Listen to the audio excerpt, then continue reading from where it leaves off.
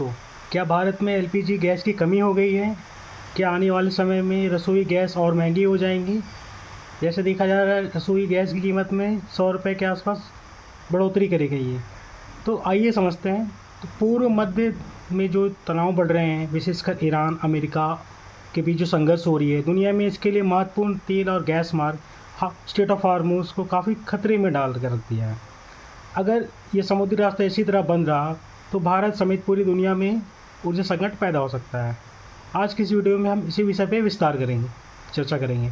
तो एलपीजी संकट क्यों पैदा हो गया है, भारत पे इसका कितना असर पड़ रहा है, ठीक है, और सरकार इसके लिए क्या तैयारी कर रही है। तो एलपीजी संकट शुरुआत में से ही कहाँ से हो रही है? दुनिया में सबसे ज़्यादा बड़ा हिस्सा मध्य पूर्व से ही तेल और गैस का आयात करता है, खासकर सऊदी अरब, यूएई, कतर, ईरान।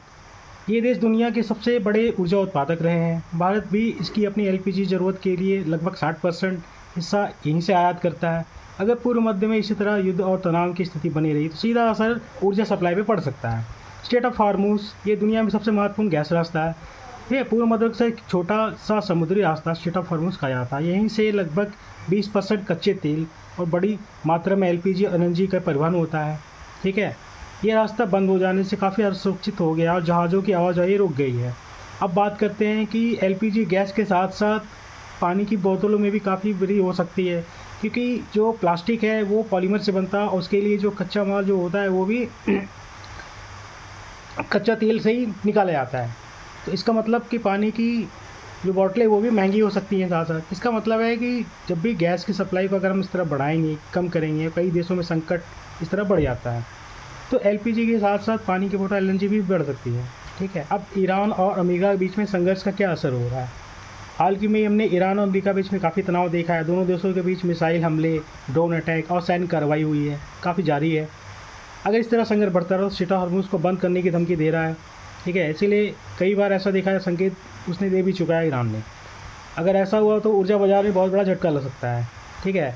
एलपीजी कीमत लगातार बढ़ती जा रही है, अंतर्राष्ट्रीय बाज़ार में कीमतें बढ़ रही है, भारत में सब्सिडी का बोझ बढ़ रहा है और घरेलू सिलेंडर काफ़ी महंगे हो रहे हैं। इसका सीधा असर आम लोगों की ज़िंदगी पे पड़ रहा है, ठीक है। भारत के लिए ये कितना बड़ा खतरा हो रहा है? तो भारत दुनिया का सबसे बड़ा एलपीजी उपभोक्ता देशों में से एक है। देश में करोड़ों परिवार में खाना बनाने में एलपीजी निर्भर करते हैं। अगर सप्लाई इस तरह बाधित होती है तो गैस सिलेंडर के दाम बढ़ते ही रहते हैं, ठीक है। अब ये जो बढ़ रहे हैं गैस सिलेंडर के दाम, तो वितरण में काफ़ी देरी हो रही है, सरकार अधिक आयात करना ही पड़ता है, ठीक है। हालांकि भारत कुछ रणनीतिक भंडार भी बना रखे हैं, ठीक। इसके लिए लंबे समय तक संकट रहा तो चुनौतियाँ बढ़ सकती हैं। सरकार की क्या तैयारी है? तो भारत सरकार ने ऊर्जा सुरक्षा को लेकर काफ़ी बड़े कदम उठाए हैं, जैसे अलग देशों से गैसों का आयात करना, रणनीतिक पेट्रोलियम भंडार, वैकल्पिक ऊर्जा स्रोतों पर ध्यान। इसके अलावा भारत रूस और अफ्रीका जैसे ऊर्जा आयातों को बढ़ाने की कोशिश कर रहा है। तो भविष्य में इसमें क्या हो सकता है?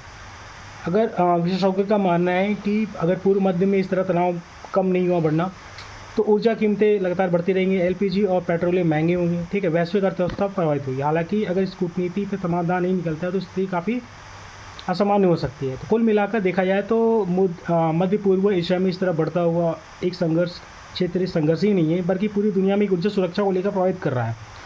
भारत जैसे देश इस तरह स्थिति बनी रही तो करोड़ों परिवार पर एलपीजी पे असर पड़ेगा, ठीक। आने वाले समय ये देखना ज़रूरी हो गया है कि युद्ध बढ़ता है तो कूटनीतिक समाधान कैसे निकालते हैं।